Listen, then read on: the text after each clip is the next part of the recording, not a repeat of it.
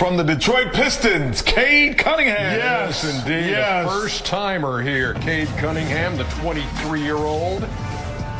Pistons much improved, 23-24. Fourth season. 25 points a game is number 14. 9 assists per night is number 3 in the league. And 11 games of 30-plus and double-digit assist games, 20 of them this year for Cade Cunningham. I'm so happy for that kid.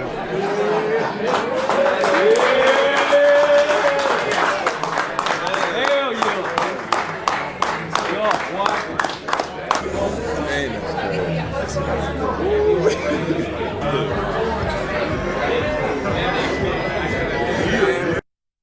Look at our guy! Look at our guy! Stars are just falling everywhere around Detroit, man. Hey, you know what? Shout out to Cade Cunningham, as you guys just saw there, announced as an NBA All-Star this year. And you know what's awesome? You know what stands out to me? First of all, he was in that Jared Goff pose. But just the look on his face. Do y'all remember about last year this time? When he was just like looking down at the press conference podium table? I got the picture. I was sitting there like, bro, this is a work of art right now. Because one day we're going to look back on it and it's going to be kind of the launching point. And he's like, we're bad. We have to be for real with ourselves. We're a bad team. This year, he is just that wide mouth smile, bro. And I'm excited for him. I'm excited for what this means for the Pistons. I'm excited for what this means for Detroit sports fans. A superstar, a star, a budding superstar, but a star that you can believe in. And you know what, man? Because you got to think about these previous All-Stars. With Blake Griffin, we definitely tipped the cap to that season that he gave. And we know that he gave everything, even though it wasn't the most ideal situation for him. He deserved it and he earned it, but we knew that there wasn't going to be much to be able to build upon with that. Even with Andre Drummond, it was like, okay, he got some recognition a season, but it wasn't something consistent. But with Cade Cunningham, this one is the first one in a long time in which you can say, you know what, we can actually build around this All-Star. You couldn't even say that about the 2004 Pistons because we know that those players were a little bit older. And though you could win with them, the GM felt like it was time to break that team up. Cade Cunningham is legitimately, since I think I could go back to like Grant Hill, is that player, that young player that they've brought here that you could say, you know what, we have a future with this guy. And that's, when you look at the arc of his career right now, man, that's that smile on his face. You talk about the surgery. You talk about missing out on Rookie of the Year. You talk about 2 historically bad seasons, the worst and the 3rd overall worst basketball seasons in Detroit Pistons history.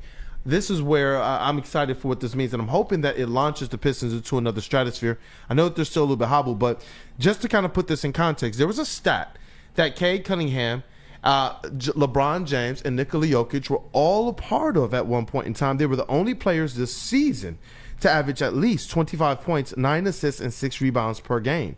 Do you know who's left? Because one of those players is no longer amongst those ranks. Well, I do. It's Jokic and Cade. That's all that's left. And now it's just a race to see who's going to be there. And right now it's trending towards, I think it's going to be our guy Cade, man. But obviously, there's so many other stats we can run down, including his 9.3 assists per game, ranking the highest for a Detroit Piston since Isaiah Thomas. Third. Third, man. It's just, and that's what I'm saying. It's like when you look at the overall impact of what he's doing across the board, with the assists, with the rebounds, with the points, with the leadership, with the defense, that's what's jumping off the charts for me and off the pages for me this season. Cade Cunningham's defense has taken that leap. And he's asking for the assignments. Some people are wondering sometimes about where's the efficiency or should he do a little bit more in the fourth quarters to kind of ISO and take over and run up that usage. But when you look at what he's doing on both sides of the court and making sure that his team is in the right positions offensively, all you can do is applaud Cade Cunningham. I'm glad that he now officially has this stamp of approval as it relates to being a star and being an all-star. But now is where the real work starts, because these last 3 games that they played, they represented teams who recognize we got to go and we got to make sure that we bring our best to play the Pistons. They're not flying under anybody's radar. And now Cade Cunningham is going to be representing Detroit on the grand stage of the All-Star game. And shout out to you, Cade Cunningham. Yeah, absolutely love to see it. And at a time like this, I don't want to be petty, but I got to be a little bit petty because I know that right now we're all on the Cade train. All of us in the room, we're always on the Cade train, but we're all on the Cade train. We're all happy for him. We all see what he can do. but there were some narratives about him that I thought were just disgraceful for a while. And right now, he's vanquishing all of them. I heard last season stuff about like, how can this guy ever be a star? They only won 14 games with him, and not putting any context into it whatsoever. He was called injury prone. He was called somebody who can't be the best player on a championship team, which that's still to be determined, but I think he's got that kind of a trajectory. I heard that he should be traded at times. Jaden Ivey's better than him. I heard that, remember, Jaden Ivey got more wins as the lead guard a couple of years ago than Cade got as a lead guard in his. And this isn't anti-Jaden Ivey, it's only pro-Cade. But the point is that Cade Cunningham is shutting all of those people up. And for the record, just when you look at his numbers, how he's improved his game, all you have to do is look at the fact that 25 points per game, that's a career high. 6.4 rebounds per game, that's a career high. 9.3 assists per game, that's third in the NBA and a career high. 55.4 field goal percentage, that's a career high. 36% three-point percentage, that's a career high. The Pistons are currently in the 8th seed in the playoff positioning, only a half a game behind the Miami Heat, who I think they will pass, by the way, which if you would have told anybody that, if you would have told me that Cade Cunningham would have had those numbers and the Detroit Pistons would be 8th in the playoff positioning, I would have done backflips before that season. And when you look at everything all-encompassing, I think we should be doing backflips as well.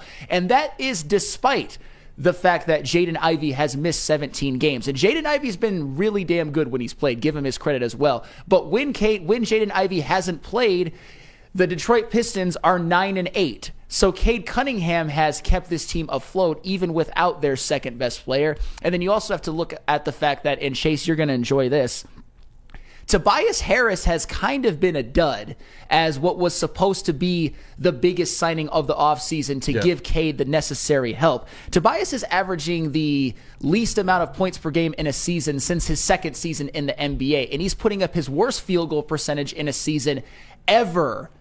My point is that Cade has overcome a lot. He's got significantly less help than all of the other all-star guards out there, and he is still keeping this team in playoff positioning. Shout out to Cade Cunningham. He will be a superstar someday, a no-doubt superstar someday. Hey, listen, man, that's been one of the most constant reframes from this platform, from a guy like Flannel as well, but you already know with Woodward Pistons, that's what it's been since day one. We covered the draft here. When he was drafted, it was, I remember Stick, myself, and Easy sitting right there on the broadcast booth for the watch party. We were at Imagine Theater, and it was epic, man. And you could just tell. You knew what it was right away with him, especially when we went and we broke down the tape and the film. He instantly reminded me of a mix of like Grant Hill and Devin Booker. But the point guard position was what really, really caught my eye. His ability to facilitate. And Terry Foster, the legend, said this about him. He said, you know what? He does remind me of Isaiah Thomas with the way that he likes to probe first, set up his teammates, and really utilize his ability to force his will and have his way on the court to put his teammates in a better position to succeed. And Weezy D313, he's saying exactly how you and I and a lot of us feel. This is the same Cade. To me, he's just in a better situation. And Chuck Brewer, I had some more stats. I was just, sometimes I like to, see what Flannel's going to do because you know what I like about my squad? I look around all my guys, KG, Cavassier, JB, Flannel, hey, even Broder and that dude Justin, they can all dunk. Sometimes they let me dunk as well. He says, Kool-Aid, there was a stat last night. He's on pace to be first to average points and assists and rebounds since Oscar Robertson. Well, here's the stats. In addition to being the first player in Pistons history to average, in addition to being the first player in Detroit Pistons history to average at least 25 points, 9 assists, and 6 rebounds in a season, Cade Cunningham joins Blake Griffin, Dave Bing, and Grant Hill as the only Pistons players to average 20-plus points, 5-plus rebounds, and 5-plus assists in the season. Cade Cunningham is on pace to become, and here's your stat, Chuck Brewer, the first player since Oscar Robertson in 1962 to average at least 25 points, 9 assists, and 6 rebounds before turning 24 years old. Mm-hmm. Yes, Cade Cunningham is doing all of this right now in his 23 season. Shout out to Cade Cunningham, bro. I see you over there, KG. Yeah. I see you over there, man. You do. Because you've been talking big about Cade Cunningham all season, too. This is the unofficial Cade Cunningham platform. Yeah, no, it definitely is. And shout out to Cade, man. Well deserved. We glad you finally are getting your comeuppance. Because you should have been had it, man. Like, if you really been watching this Pistons team, even through all the misery, if you really been watching Cade, you saw that the signs were there. When we drafted Cade Cunningham first overall, and he actually got out there on the basketball floor, you just saw some of the things that he was doing, even in his rookie season. You were like, wow, this kid is really going to be good if they can get the proper help around him. Now that you have the proper help around him, or at least better help, you are seeing, Cade reach his potential. And I'm just so happy for the kid, man. And you got to give him credit. He was already good, but this year he is just taking his game to a whole nother level, man. And it's not just the little things that he's worked on. It's the attitude that he plays with as well. He carries that Detroit mentality with him. He goes out there each and every night and he looks pissed off. A lot of people thought, oh, he got that sleepy look. He looks aloof out there. No, he's a silent killer, bro. And that's what he's always been. And now he's getting better and better and better. And he's only in year 4, maybe even year 3 if you don't want to count, year 2 where he got hurt. He's got a lot more growing to do. And if the Pistons can continue to put the proper talent around him, I think Cade can reach heights in this league that, we don't even see right now. I think he can be one of those top 5 players in the NBA going forward. No, bro, just say it. It's not even about he can be. If Trajan Langdon goes and puts some players around Cade Cunningham, he will. Look at the leap we're seeing right now with the marginality. So where there's some players that we expected a little bit more out of, look at the players that we do get something out of. I don't know what people did or didn't expect out of guys like Asar Thompson with how he started the season with the blood clot issues. Ron Holland as it relates to being a rookie. I don't know what people did expect out of Malik Beasley or Tim Hardaway Jr., but just getting him just a little bit of that. You see Jalen Duren and Isaiah Stewart take some marginal steps forward.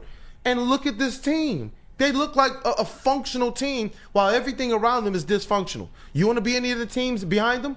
Do you really want to be some of the teams right around them? They have a great outlook.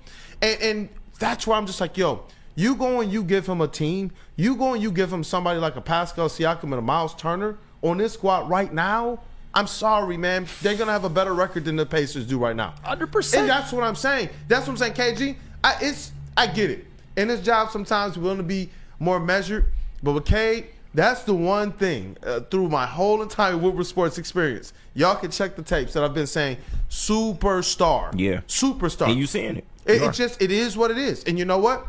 He obviously championships is what's going to ultimately tell the tale of the type of player he's going to be when compared to Isaiah Thomas. Yeah. But as it relates to everybody else, Cade Cunningham is clearing. And I'm glad you said that. I like Grant Hill. I love Grant Hill. I do. And you want to see Cade pull the Pistons to the playoffs. When he does this, I'm sorry, the numbers, the effect says what it says. No, he's helping my argument that he's the best Piston since Isaiah. I mean, he is. Now, I'm so glad that you said now the real work begins, because I totally agree. Now the focus needs to be get this team in the playoffs. We have to start getting postseason success with having a Cade Cunningham in our locker room now. That should be the mission. It can't be like Drummond making the All-Star game. We make the playoffs, and then he makes third team All-NBA. We've been here. Yeah, we have. We've seen this. We have. It can't be this. And you know what? That's what's so special about knowing. We gave the money to the right number 1 overall draft pick. Exactly. We gave the money to the right Pistons pick. And you know what? That's why you got to build properly around them. They got the cap space. That's why even yesterday we were talking about it, what does rev and the pedal mean? Listen, I know they're going to try and take back first-round picks, but within that, if you can get some players that can come in here right away and help with either facilitation or somewhere at that 4th spot, get a little bit more physicality on here, I think that you do at least help to bolster them being able to lock down that playoff spot this year. I do. Hey, and I'll tell you what, too. It's the thing that I like, too, about Cade Cunningham's season is that obviously we know that the Pistons put a lot more help around him and have a better coaching, et cetera, et cetera. But still, compared to the other guards in the East, Cade has by far the least amount of help. I mean, like, both things can be true. When you look at a team, you look at how bad they were last year, all you really needed to do was add better fitting veterans, i.e. Malik Beasley, be a better coach team, J.B. Bickerstaff versus Monty Williams, and have guys like Ivy and Asar take a leap. We all saw it with Ivy. We saw it with Asar. I mean, we're seeing some things with Duren lately, but I don't know if he's necessarily taken a leap. We can that's neither here nor there. But the point is that all you have right, that's fine. All you have to do is just really put those pieces around him, and this is a team that's in the playoffs. But that being said, look at the other all-star guards. I mean, Jalen Brown. All these are good players, but look at the help that they have. Darius Garland, Dame Lillard. Bro, can you imagine if K had like Drew Holiday of the last 5 years or 6 years? Like that's what I'm saying. Like I look at some of these other teams, you hear these narratives, and I told you this too, man. Shout out to Keith Langlois. I put out there, hey, you know what? It'd be nice because Pascal Siakam made the All-Star team, right? Yeah. So I said it would be nice if we're gonna judge this thing. Oh, Tyrese is better than Cade. No, he's not. It would be nice if Cade had an All-Star teammate like Tyrese Halliburton. Yeah. You know what Keith Langlois said? He was like, you know what, man? It's pretty sad. Pascal Siakam, he ain't got no all-star teammates either. Damn. I was like, dang. That's true.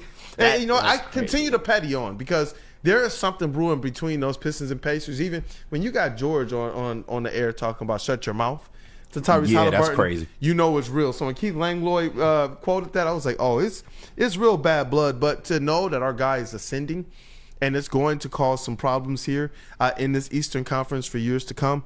I can't wait. Dante151.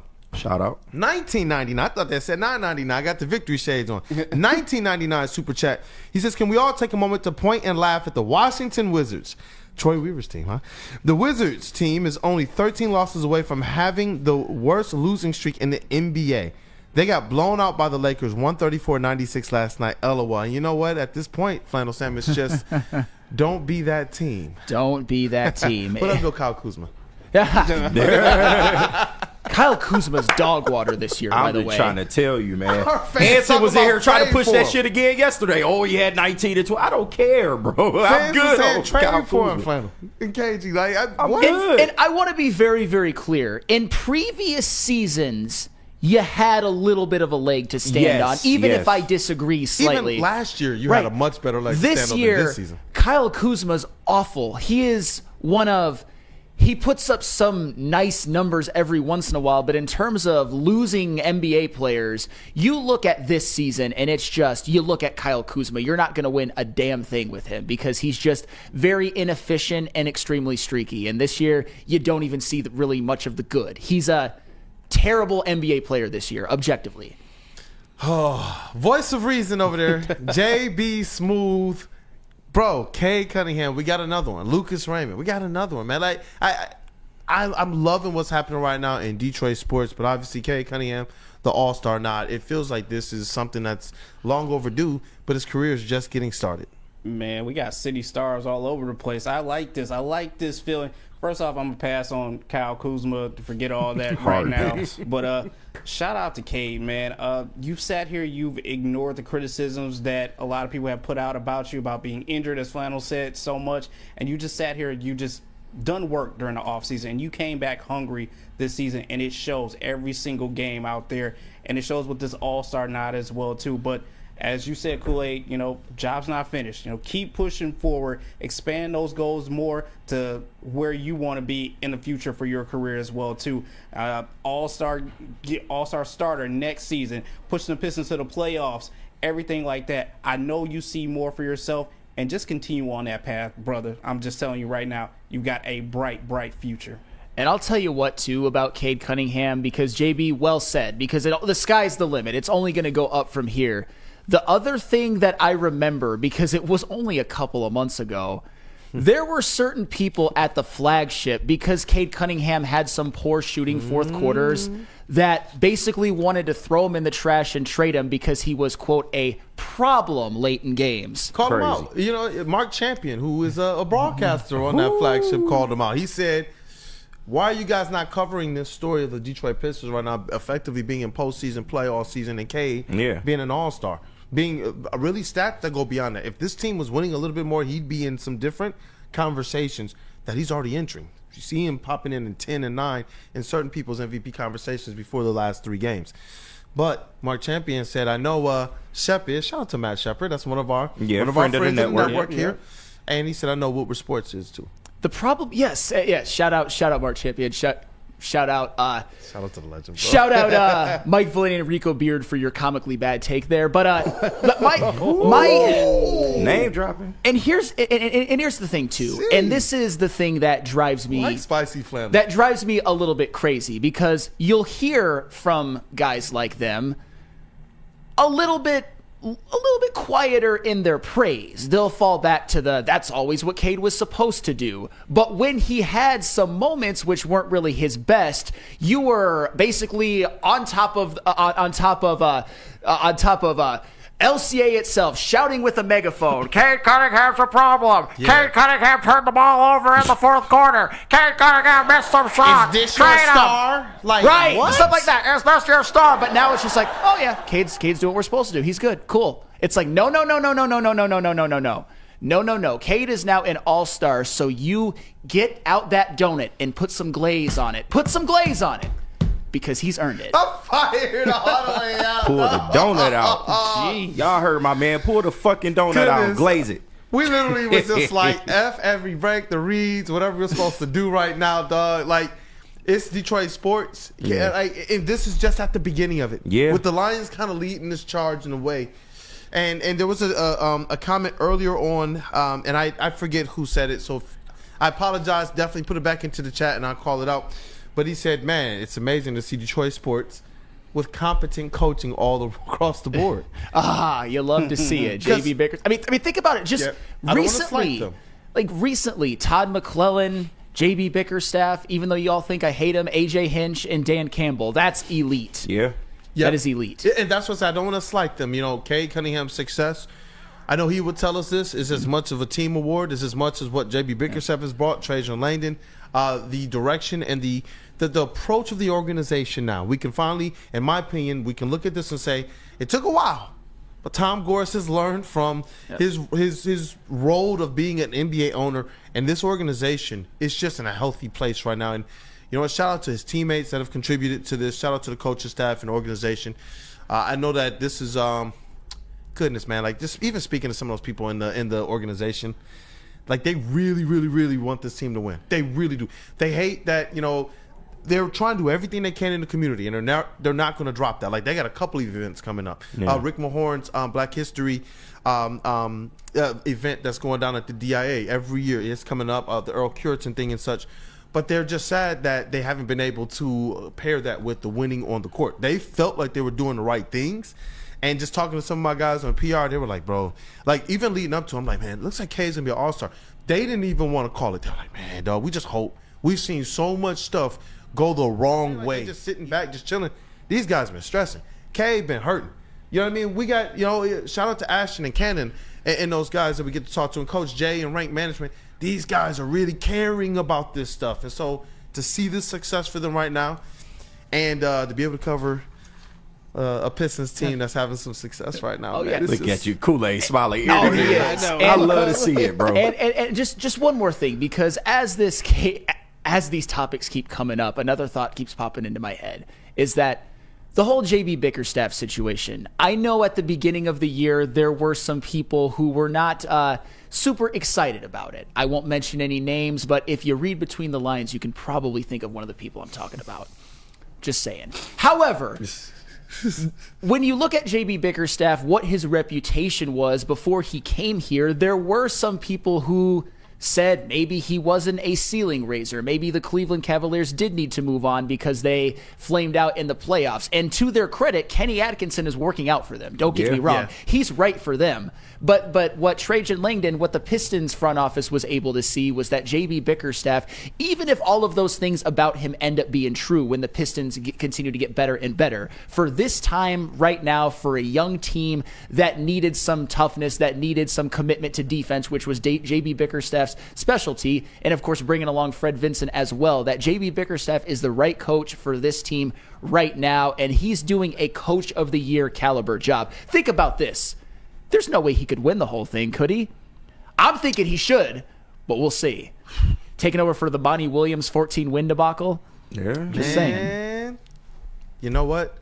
And this is what we were hoping to get. When we first hired Monty Williams, we know that one of his claims to fame was turning the Phoenix Suns from outside the playoffs year after year with talent, though. They had a lot of young talent. Remember how long it went for them? Over 6 years in a row, Devin Booker went before he made the playoffs. Cade Cunningham is not going to say that. And he took a whole year off to get his leg repaired. So it's like to see that JB Bickerstaff now is helping the Pistons achieve this thing faster than the Philadelphia 76ers did. Their process went like 6 or 7 years. The Phoenix Suns went 6 years. Cade Cunningham is in season 4, bro, and he's about to make the playoffs. He's an all-star. Like, think about that. I remember when that video during the summer workouts of Devin Booker, he was frying people during the summer workouts. Like, bro, I'm trying to make the playoffs. And that's why I'm like JB Bickerstaff, though.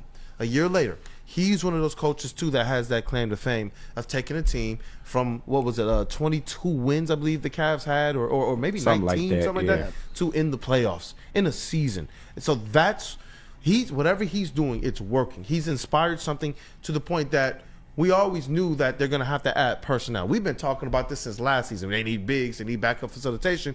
But somehow, some way, he's able to get just a little bit more out of what they have already had. And then you got to also tip your cap to Malik Beasley and Tim Hardaway. Absolutely. Especially Malik Beasley putting together a six-man of the Sign year that, man. candidate caliber Told y'all. season. But when we come back, we got to TLB a little bit because there was a lot of news going on with the Red Wings and the Lions. But there are the Red Wings and the Pistons, but there are some Lions players who are participating in the Pro Bowl who we should talk about. It's an interesting list, and I think everything about it is kind of bittersweet, but hopefully we choose to look at everything glass half full heading into next season. But first, tell us about merch. The merch. Of course.